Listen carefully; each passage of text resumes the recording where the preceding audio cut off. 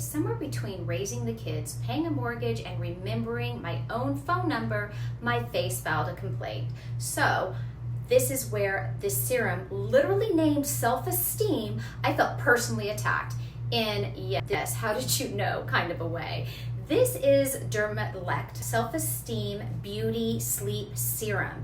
It's an overnight resurfacing treatment, which is a fancy way of saying that it does the work while I'm unconscious. My favorite kind of multitasking. You put it on right before you go to sleep and you wake up looking like you actually got 8 hours of sleep, which we both know it was only 5.5.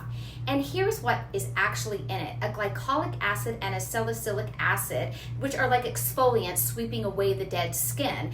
And I've apparently been collecting it like loyalty points. Plus it has vitamin C in to brighten, because by this age, complexion has been a thing of the past. And the hyaluronic acid in it and the aloe in it, it is just making your face drink it up and love every minute of it. You only need a drop on each cheek, the forehead, the chin, and a little goes a long way, unlike my eye concealer.